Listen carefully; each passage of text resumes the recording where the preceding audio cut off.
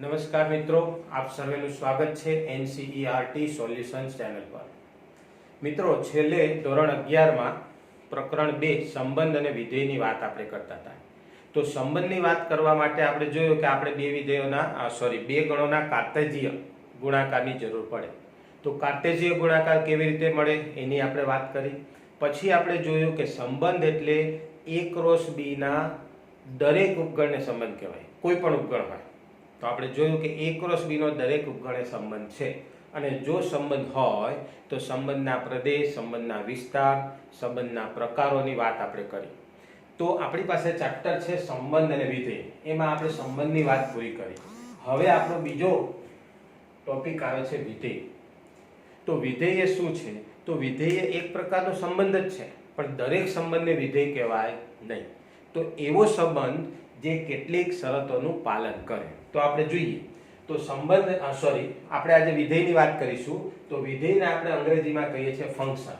તો ફંક્શનની પહેલા આપણે વ્યાખ્યા જોઈ લઈએ। તો જેવી આપણે સંબંધની વાત કરતા હતા, સંબંધ તો છે જ, કેવો સંબંધ? તો એના માટે આપણે જોઈએ કે બે અરિક્ત ગણો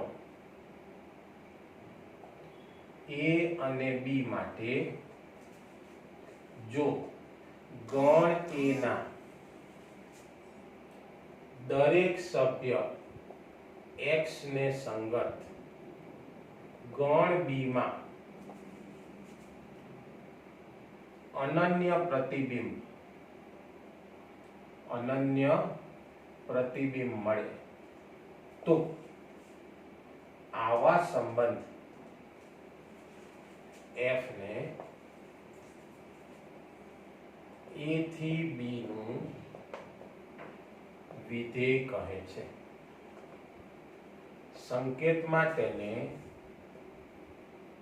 f from a to b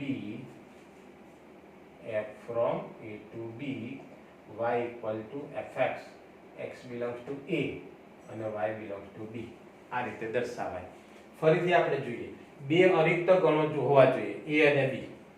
જો ગણ a ના દરેક સભ્ય x ને સંગત ગણ b માં અનન્ય પ્રતિબિંબ મળે, એવા સંબંધ ને આપણે નામ આપીએ f।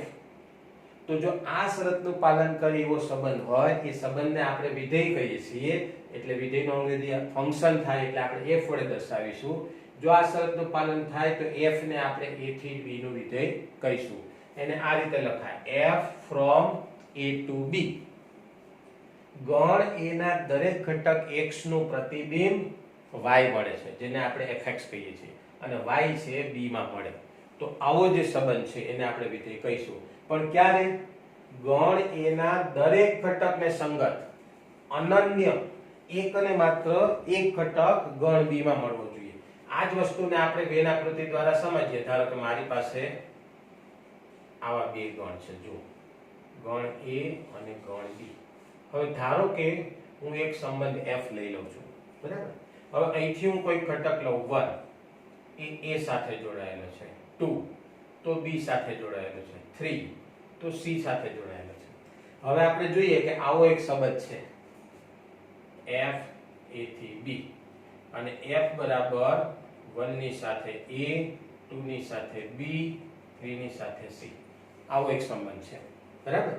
હવે આપણે જોવું છે કે આ સંબંધમાં આપણી શરતનું પાલન થાય છે કે નહીં। તો ગણ a નો દરેક ઘટક, એટલે એક એક ઘટક લેવાનો। ધારો કે મેં 1 લીધો, તો 1 ને સંગત ગણ b માં એક અને માત્ર એક જ પ્રતિબિંબ હોવું જોઈએ। તો 1 છે a સાથે જોડાયેલો છે। પછી ગણ a નો બીજો ઘટક લે 2, તો 2 છે b સાથે જોડાયેલો છે। ત્રીજો ઘટક લે 3, તો c સાથે જોડાયેલો છે। ગણ a નો કોઈ ઘટક જોડાયા વિનાનો રહેવો ના જોઈએ। બધા જ ઘટકો આવી ગયા, એક અને માત્ર એક એક ઘટકો સાથે જોડાયેલા છે, માટે આવો જે સંબંધ છે એને વિધેય કહેવાય। ધારો કે અહીંયા મારી પાસે કોઈ બીજો ઘટક d હોય તો આપણે કોઈ વાંધો નથી, આને પણ સંબંધ કહેવાય, વિધેય કહેવાય। ક્યાંથી ક્યાંનું? a થી b નું। અને અહીંયા હવે ધારો કે આપણી પાસે આવું કોઈ એક વિધેય છે, તો અહીં a ને વિધેયનો પ્રદેશ કહે છે। સંકેતમાં તેને ડોમેન ઓફ f વડે દર્શાવાય છે। પછી બી ને વિધેયનો સહપ્રદેશ કહે છે. જો આપણી પાસે f a થી b નું વિધેય હોય તો પહેલા ગણને વિધેયનો પ્રદેશ કહેવાય, બીજા ગણને વિધેયનો સહપ્રદેશ કહેવાય. અને y કે જ્યાં y બરાબર fx, x belongs to a, y belongs to b ને વિધેય f નો વિસ્તાર ગણ કહે છે. સંકેતમાં તેને રેન્જ ઓફ f નો વિસ્તારનો અંગ્રેજી થાય રેન્જ, એટલે રેન્જ ઓફ f આ રીતે દર્શાવાય. તો બીજું જો હવે આપણે વિધેય વિશે ફરી પાછું જરા ક્લિયર કરી દઈએ કે વિધેય એટલે એવો સંબંધ છે કે ગણ એનો દરેક ઘટક ગણ બીના અનન્ય એક અને માત્ર એક ઘટક સાથે જોડાયેલો હોવો જોઈએ. આવો જો સંબંધ હોય તો એવા દરેક સંબંધને વિધેય કહેવાય. અને જો a થી b નું વિધેય હોય તો આપણે એને આ રીતે લખીશું. અહીંયા જુઓ તમને fx મળે છે તો fx બરાબર y એ x નું f આગળનું પ્રતિબિંબ છે. એટલે y ને શું કહેવાય? f નું x પાસેનું પ્રતિબિંબ અથવા f નું x આગળનું મૂલ્ય કહે છે. y ને x નું f પાસેનું f ને સાપેક્ષ મળતું પ્રતિબિંબ કહેવાય અને x ને f ને સંગત y નું પૂર્વ પ્રતિબિંબ કહે છે.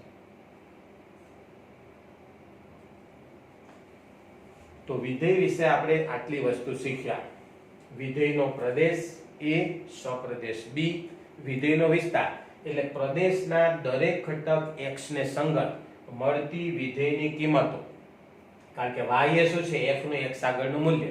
x આપણે a માંથી લઈએ છીએ, બરાબર? તો પ્રદેશના દરેક ઘટક પાસે વિધેયના જે મૂલ્યો મળે એ બધા મૂલ્યોનો ગણ એને આપણે કહીશું વિધેયનો વિસ્તાર ગણ. બરાબર? તો હવે આપણે જોઈએ બીજું. આ જે મૂલ્યો મળે છે, ધારો કે y કહી દઈએ તો y ને x આગળનું પ્રતિબિંબ કહેવાય, એને આપણે fx વડે દર્શાવીએ છીએ. અને x ને f ને સંગત y નું પૂર્વ પ્રતિબિંબ કહેવાય. તો આવા શોર્ટ ક્વેશ્ચન પૂછી શકાય. હવે આપણે આ ઉદાહરણ લીધું હતું કે ધારો કે ગણ a માં હું 3 ઘટકો લઉં, ગણ b માં આવા 4 ઘટકો લઉં. તો મારે જોવું છે અને આવો સંબંધ f a થી b નો છે તો આ સંબંધ વિધેય છે કે નહીં એવું મારે ચેક કરવું છે. તો પહેલા મેં ચેક કર્યું, ગણ એના દરેક ઘટક માટે ચેક કરવાનું. પહેલો ઘટક 1 a સાથે જોડાયેલો છે, એક અને માત્ર એક જ સાથે. 2 a b સાથે જોડાયેલો છે, 3 a c સાથે જોડાયેલો છે. ગણ એનો કોઈ ઘટક જોડાયા વિનાનો રહેવો ન જોઈએ, જોડાઈ જાય છે. બીજું, ગણ એનો દરેક ઘટક ગણ b ના એક અને માત્ર એક જ ઘટક સાથે જોડાવો જોઈએ. તો એ શરતનું પણ પાલન થાય છે. અહીંયા કોઈ ઘટક જોડાયા વિનાનો બાકી નથી. અહીંનો ઘટક જોડાયા વિનાનો રહી જાય તો ચાલે, સપ્રદેશનો ઘટક. બરાબર? તો આ વિધેય છે. હવે મારે વિધેયનો પ્રદેશ તો મારી પાસે છે જ, બરાબર? ડોમેઇન ઓફ f એટલે પેલા ઘટકોનો ગણ. અને મારે વિધેયનો વિસ્તાર જોઈએ છે, રેન્જ ઓફ f એટલે 1 ને સંગત આ મૂલ્ય મળ્યું. તો વિસ્તાર એટલે આપણે સંબંધમાં જોતા હતા એવું જ, f માં આવેલી બધી ક્રમયુક્ત જોડના બીજા ઘટકોનો ગણ એટલે a, b અને c. તો તમે જુઓ આ ગણ b નો ઉપગણ છે, માટે આપણે કહી શકીએ કે વિધેયનો વિસ્તાર એ હંમેશા તેના સપ્રદેશનો ઉપગણ હોય. તો વિધેય વિશે આપણે આટલી વાત કરી. હજુ આપણે એક બે ઉદાહરણ એવા લઈએ કે સંબંધ હોય પણ વિધેય ન હોય. તો તમને ઉદાહરણના આધારે ખ્યાલ આવશે. ધારો કે હવે હું આ જ ઉદાહરણ લઈ લઉં છું. ચાલો બીજું જ આવું.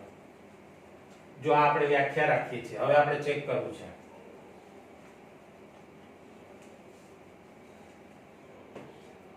ધારો કે આપણે ગણ a આવો લઈ લઈએ, ગણ a અને ગણ b. હવે હું અહીંથી ધારો કે 1 લઈ લઉં છું. 1 ને સંગત 1 છે અને 1 ને સંગત -1 છે. પછી 4 લઈ લઉં છું, 2 છે અને -2 છે. હવે મારી પાસે f a થી b નો સંબંધ છે અને f ઇક્વલ ટુ 1 ની સાથે 1, 1 ની સાથે -1, 4 ની સાથે 2, 4 ની સાથે -2. હવે મારે ચેક કરવું છે કે આ સંબંધ f એ વિધેય છે કે નહીં. તો આપણે સંબંધ તો છે જ, પણ વિધેય બને છે કે નહીં એ મારે ચેક કરવું છે. તો આપણી પાસે જુઓ વ્યાખ્યા છે, ગણ એના દરેક ઘટક આપણે જોવાના. ગણ એમાં બે ઘટકો છે, જુઓ 1. તો 1 છે 1 સાથે જોડાયેલો છે. અહીં 1 belongs to a ને સંગત, 1 1 belongs to f અને 1 -1 belongs to f. એમ બે ભિન્ન ક્રમયુક્ત જોડ મળે છે. ટૂંકમાં 1 સાથે જોડાયેલા હોય એવા એકથી વધારે ઘટકો મળે છે. આવું ચાલે નહીં. આપણે શું હોવું જોઈએ? એક અને માત્ર એક જ. માટે f એ વિધેય નથી. સંબંધ તો છે પણ આ વિધેય નહીં થાય. તો ગણ એનો કોઈ એક ઘટક એકથી વધારે ઘટકો સાથે જોવાય, કોના? ગણ b ના. તો આવું a થી b નું વિધેય બને નહીં. તો આ પણ એક નવું ઉદાહરણ છે. આવી જ રીતે આપણે એક બીજું ઉદાહરણ લઈએ. ચાલો, ધારો કે આ જ પ્રશ્નમાં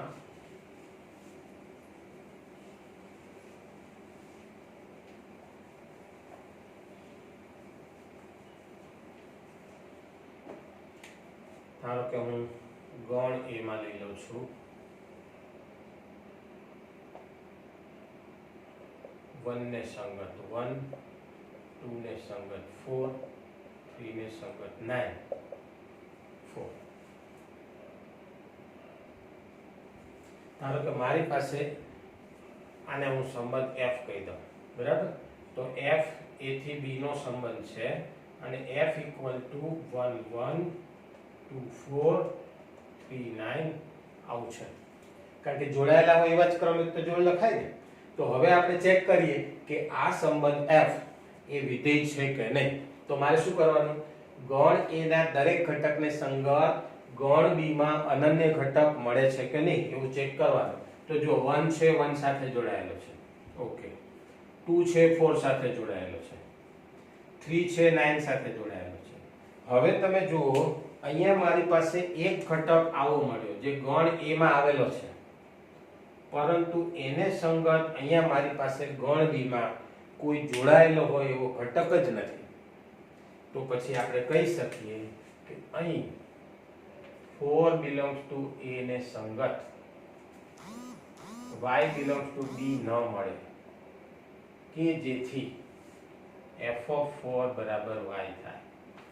4 જેની સાથે જોડાયેલો હોય એવું કોઈ પ્રતિબિંબ અહીંયા f of 4 મળતું નથી. ક્યાં? b માં. માટે f એ વિધેય નથી. તો હવે તમને ખ્યાલ આવી ગયો વિધેય હોવા માટે કઈ શરતનું પાલન થવું જોઈએ, ક્યારે વિધેય નથી, ક્યારે વિધેય છે, અને જો વિધેય હોય તો એનો પ્રદેશ અને વિસ્તાર મળે. તો આટલી વાત આપણે વિધેય માટે કરી. હવે અહીંયા તો મેં a અને b કોઈ પણ બે અરિક્ત ગણો લીધા છે, પણ ધારો કે મારી પાસે જો હવે આપણે વિધેય માટે બીજી થોડી વાત કરીએ. ઓકે, ચાલો આનો તમને ખ્યાલ આવી ગયો. આવા જ બીજા આપણે ઉદાહરણો છે આપણી એક્સરસાઇઝમાં જોઈ લઈએ અને પછી આપણે વિધેયના બીજા પ્રકારોની વાત કરીશું. તો જુઓ,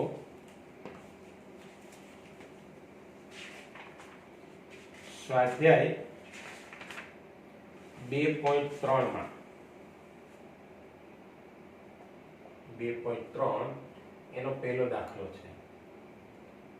નીચેના પૈકી કયો સંબંધ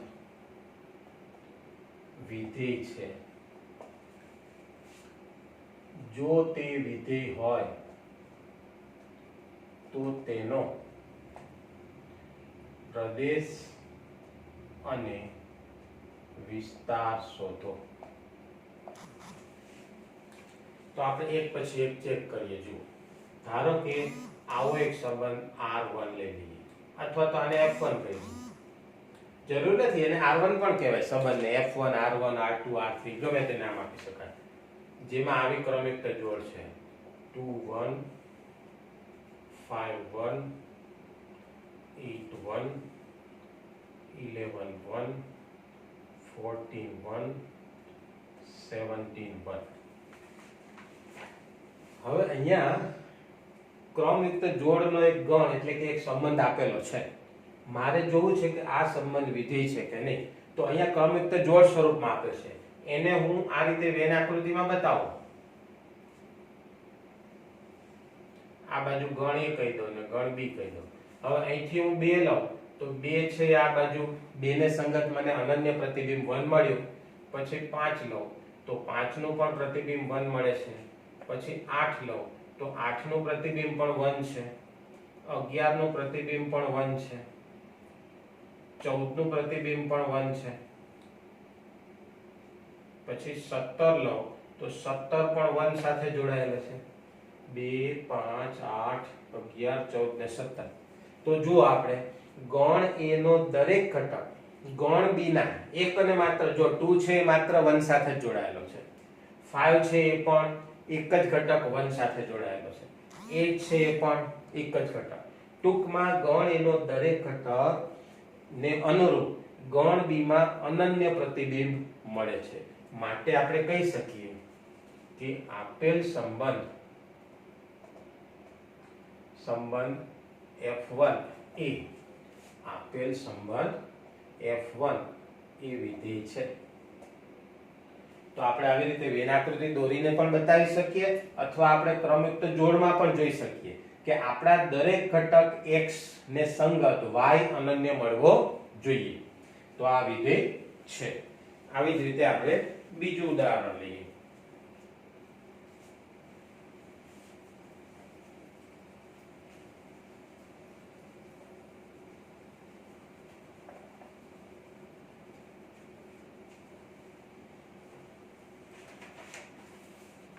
ધારો કે આ લઈએ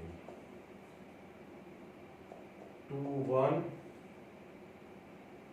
4 2 6 3 8 4 10 5 12 6 અને 14 7. હવે આપણે જોવું છે કે આ સંબંધ વિધેય છે કે નહીં. તો આપણે એને વેન આકૃતિમાં દર્શાવીએ ને તો સરળતાથી જોઈ શકાય. બાકી આવું તમે ન દર્શાવો ને ડાયરેક્ટ પણ કહી શકાય. પણ ધારો કે હું અહીંથી 2 લઉં તો 2 ને સંગત મળે છે 1. પછી 4 તો એના અડધા મળે છે 2. 6 તો 3. 8 તો 4. 10 તો 5. 12 તો 6 અને 14 તો 7. તો અહીંયા પણ તમે જુઓ ગણ A ના દરેક ઘટકને સંગત ગણ B માં અનન્ય પ્રતિબિંબ મળે છે. માટે આપણે કહી શકીએ કે આપેલ સંબંધ એ વિધેય છે. હવે જો વિધેય હોય તો એનો પ્રદેશ મળે. માટે વિધેયનો પ્રદેશ એટલે પેલા ઘટકોનો ગણ. એટલે 2 4 6 8 10 12 અને 14. અને વિસ્તાર પણ મળે. તો વિધેયનો વિસ્તાર ગણ એટલે બીજા ઘટકોનો ગણ. તો 1 2 3 4 5 6 અને 7. તો જો વિધેય હોય તો પ્રદેશ અને વિસ્તાર શોધવાનો. વિધેય ન હોય તો પ્રદેશ વિસ્તારની વાત થાય નહીં. આવી જ રીતે આપણી પાસે ત્રીજું એક ઉદાહરણ છે, જોઈ લઈએ. સંબંધ જેવું જ છે. એટલે સંબંધ હોય વિધેય હોય તો સંબંધ હોય, પણ દરેક સંબંધ વિધેય હોય એવું જરૂરી નથી. આપણે એક બે ઉદાહરણ જોયા હતા. હજુ આપણે એક ઉદાહરણ જોઈએ છે. જો ધારો કે આવો એક સંબંધ છે 1 3 1 5 2 5. ઓકે, આમ તો તમને જોઈને ખબર પડે, પણ આપણે વેન આકૃતિ દર્શાવીએ. તો આ જ સંબંધને આપણે વેન આકૃતિમાં બતાવીએ. ધારો કે આને A કહી દઈએ અને B કહી દઈએ. તો જો 1 લઈએ તો 1 છે 3 સાથે જોડાયેલો છે, પેલી પેરનું પતી ગયું. હવે 1 છે 5 સાથે જોડાયેલો છે. પછી બીજો ઘટક 2 લઈ લઈએ તો 2 છે 5 સાથે જોડાયેલો છે. હવે થાય છે શું જુઓ, ગણ A નો ઘટક 1 ગણ B ના બે જુદા જુદા ઘટકો સાથે જોડાયેલો છે, માટે વિધેયની શરતનું પાલન થતું નથી. એટલે આપણે લખી શકીએ કે અહીં 1 belongs to A ને સંગત 3 અને 5 belongs to B બે ભિન્ન ઘટકો મળે છે, માટે f એ વિધેય નથી. અને જો વિધેય ન હોય તો પછી પ્રદેશ અને વિસ્તારની વાત કરવાની રહે નહીં. તો સંબંધ છે પણ વિધેય નથી. પછી આપણે જોઈશું આ પ્રકારના સંબંધને શું કહેવાય, એ વિધેયના પ્રકારોમાં જોઈશું. તો હવે આપણે વિધેયના મૂલ્યોની વાત કરીએ. વિધેયનું આપેલા ઘટકના અનુરૂપ પ્રતિબિંબ મેળવવાનું.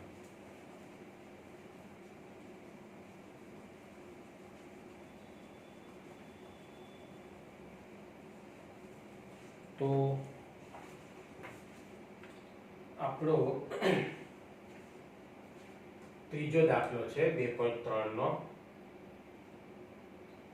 fx equal to 2x minus 5 થી વ્યાખ્યાયિત વિધેય માટે નીચેની કિંમતો શોધો.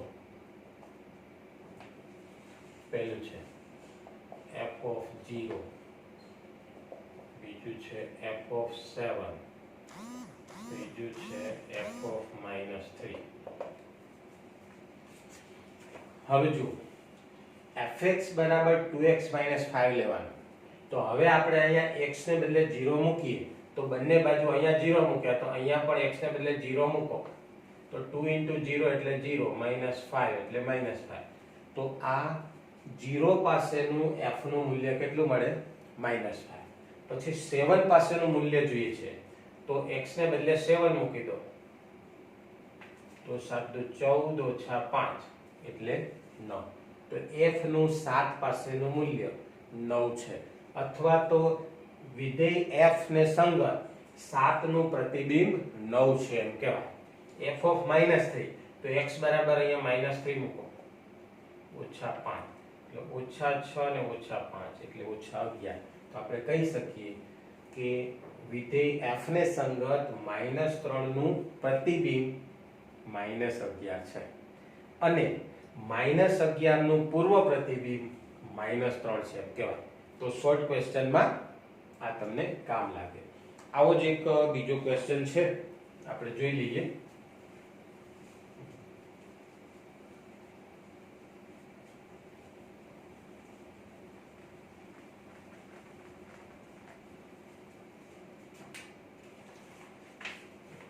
ચોથો દાખલો છે.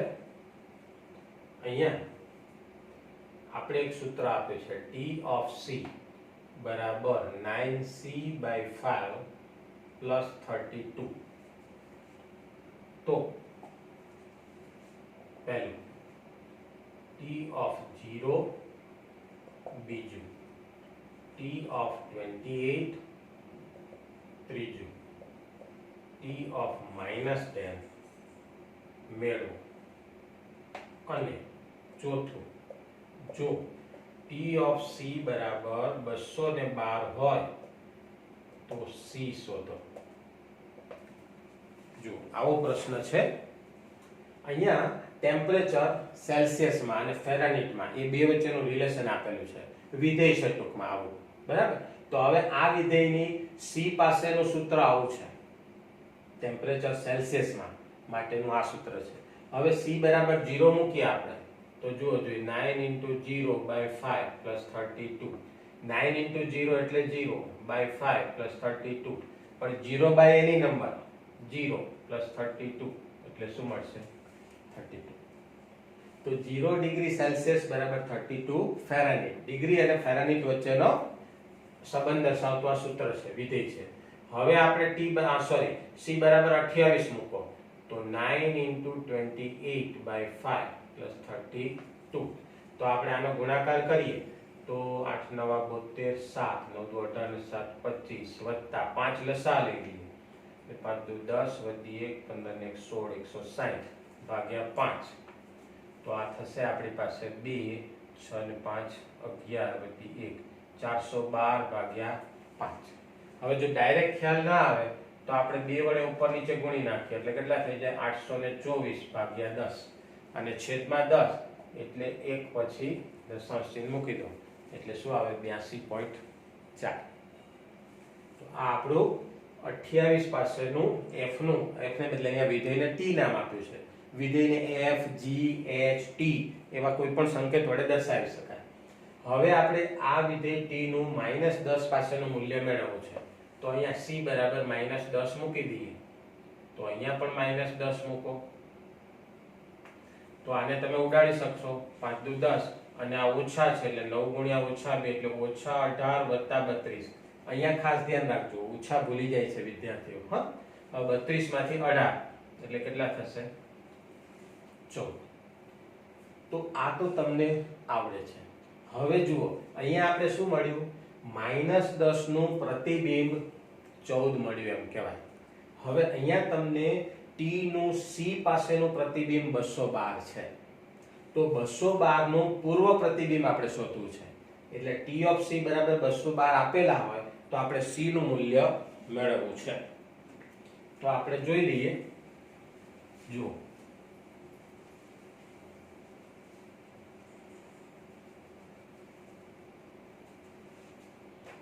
અહીં તમને આપી દીધું છે t of c બરાબર 212. પણ t of c એટલે શું? તો કે ભાઈ 9c/5 + 32 બરાબર 212. તો હવે આપણે c જોઈએ છે એટલે c ને આપણે સૂત્રનો કરતા બનાવીએ. તો પહેલા તો આ અચળ છે એટલે પેલી બાજુ લઈ જાઓ 9c/5 = 212 - 32 એટલે થશે આ 2 એટલે 0 અને 21 માંથી 3 એટલે 18 180. હવે 5 ને આ બાજુ લઈ જાઓ એટલે 9c = 180 × 5 તો c = 180 × 5/9 તો 9 × 18 એટલે 20 તો c બરાબર 20 × 50 100. તો આ રીતે તમને કોઈ પણ વિધેય આપેલું હોય વિધેયનું સૂત્ર આપી દીધું હોય અને પછી એમ કે કોઈ ઘટક પાસે વિધેયને સંગાથ એનું મૂલ્ય શોધો અથવા એ ઘટકનું પ્રતિબિંબ શોધો અને આપેલા પ્રતિબિંબને અનુરૂપ એનું પૂર્વ પ્રતિબિંબ શોધો. તો આવા શોર્ટ ક્વેશ્ચન બનાવી શકાય.